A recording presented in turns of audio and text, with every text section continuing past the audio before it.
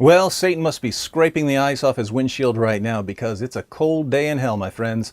Action heroes Arnold Schwarzenegger and Sylvester Stallone, television actors Kelsey Grammer, Roseanne Barr, and Mayim Bialik, movie stars Minnie Driver and Seth Rogen, talk show host Bill Maher, film directors Eitan Cohen and Ivan Reitman, supermodel Kathy Ireland, and singer Ziggy Marley, son of I Shot the Sheriff himself, have all just called Islam an ideology of hatred and genocide.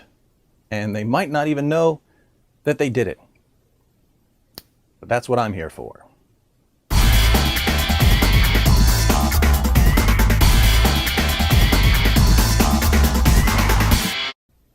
The moral reasoning center of the human brain has a tendency to reverse polarity whenever the words Islam, Muhammad, or Quran are mentioned, especially if the brain in question happens to be located inside the head of someone in Hollywood.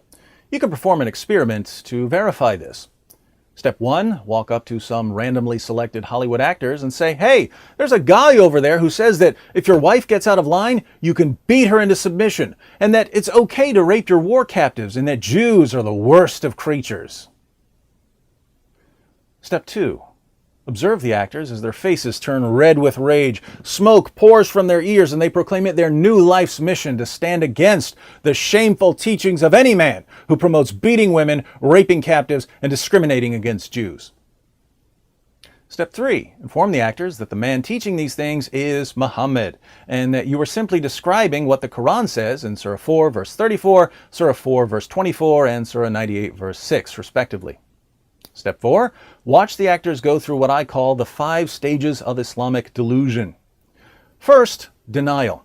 The Quran can't teach that because I know Muslims who don't do that. Second, deflection. But other ideologies can be bad too. What about Westboro Baptist Church? Third, reinterpretation. Maybe what the Quran means when it says you can beat your wife into submission is that you should tickle her with a toothbrush. Fourth, justification. It was a different culture when the Quran was revealed, so I'm sure Muhammad had a perfectly good reason for all of this.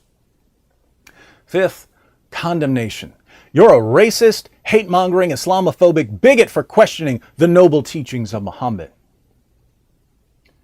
There's a pretty straightforward reason for this 5-stage reaction. You see, most people in the West regard things like beating women or raping captives or racism as violations of moral absolutes. These things are unacceptable no matter what.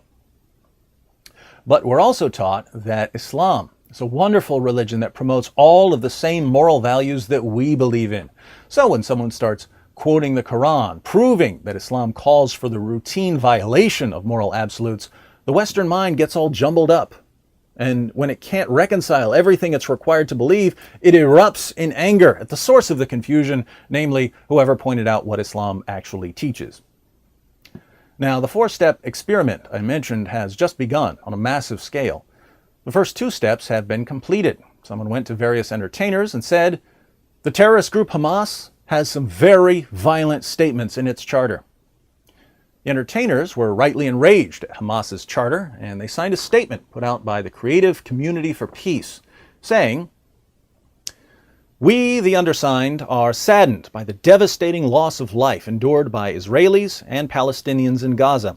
We are pained by the suffering on both sides of the conflict and hope for a solution that brings peace to the region.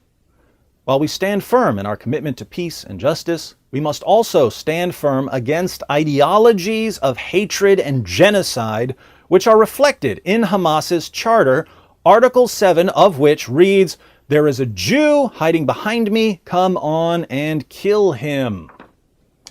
There is a Jew hiding behind me, come on and kill him. This is the example the Creative Community for Peace gives of an ideology of hatred and genocide.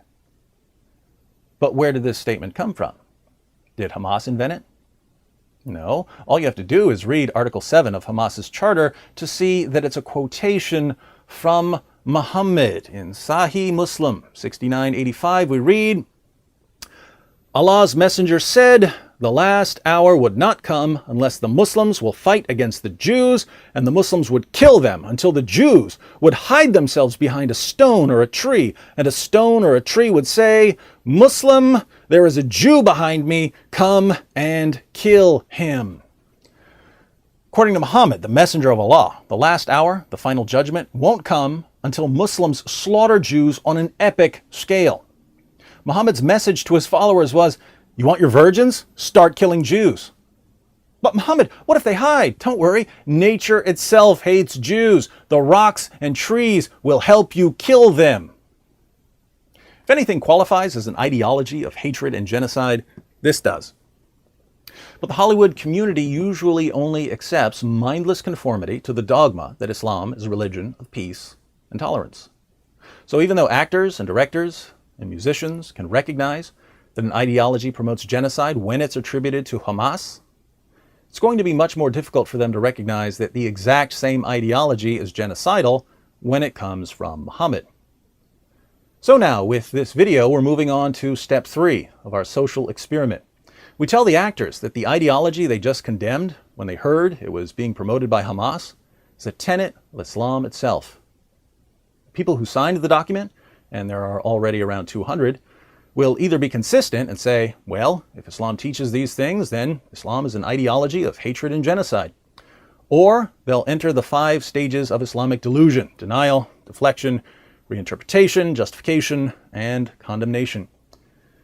If they take the latter route, I'll once again be labeled a bigot and an Islamophobe for pointing out the obvious, namely that people immediately recognize how violent Muhammad's teachings are as long as they don't know that they're Muhammad's teachings. Based on experience, I suspect that Hollywood will choose the path of delusion. But who knows? Maybe Rambo and the Terminator and Frasier and Amy Farrah Fowler will surprise us.